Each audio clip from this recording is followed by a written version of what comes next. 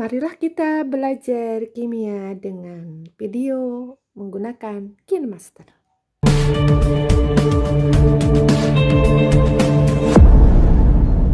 Warahmatullahi wabarakatuh. Mudah-mudahan kalian sehat semua ya.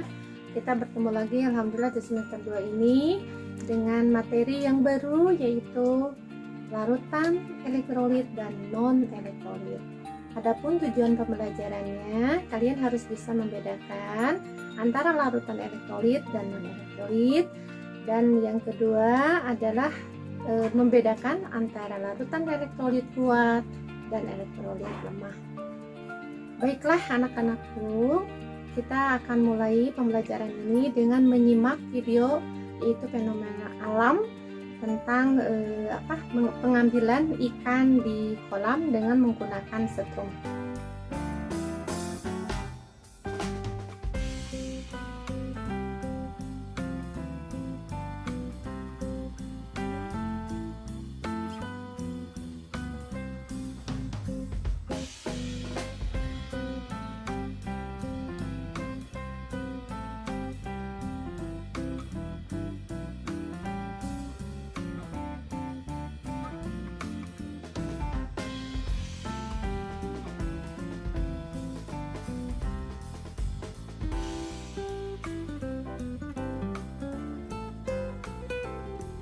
Setelah mempelajari tayangan video tadi, kalian bisa mempertanyakan mungkin ya, kenapa ikan itu bisa mati, dan padahal ujung besi yang ditempelkan hanya pada air dan tidak mengena pada ikan itu sendiri.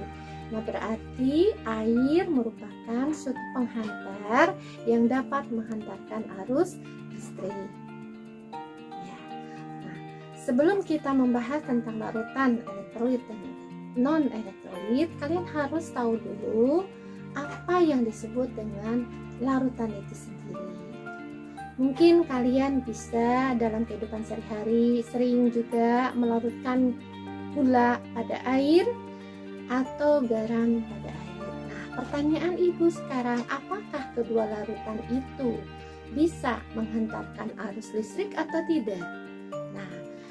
Untuk membedakannya, kalian bisa diuji coba dengan menggunakan alat uji elektrolit sederhana yang terdiri dari batu baterai yang dirangkai sebagai sumber arus listrik, kemudian kabel, kemudian ada elektroda karbon sebagai penghantar. Itu bisa diambil dari batu baterai bekas, itu dirangkai dan diuji coba.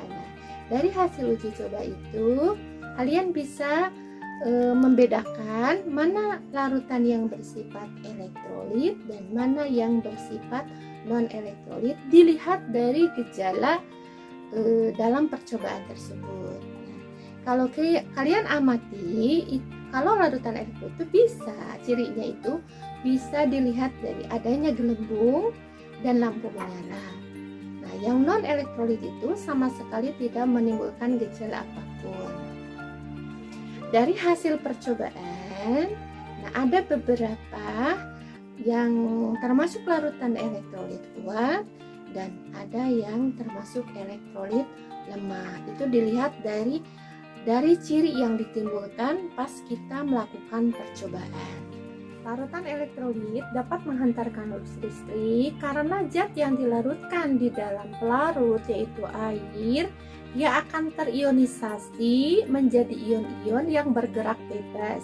Itulah yang merupakan ciri utama bahwa larutan elektrolit itu dapat menghantarkan arus listrik. Nah, kalau misalnya yang non-elektrolit, dia tidak terurai menjadi ion-ion di dalam pelarutnya, dia tetap berbentuk sebagai molekul-molekulnya. Untuk lebih memahami tentang perbedaan antara larutan elektrolit dan non-elektrolit, kalian boleh merangkai alat sendiri dan uji coba tentang perbedaan kedua larutan tersebut ya. Sekian untuk pertemuan kali ini. Mudah-mudahan kita dipertemukan untuk pertemuan selanjutnya. Wabillahi taufiq wal hidayah. Wassalamualaikum warahmatullahi wabarakatuh.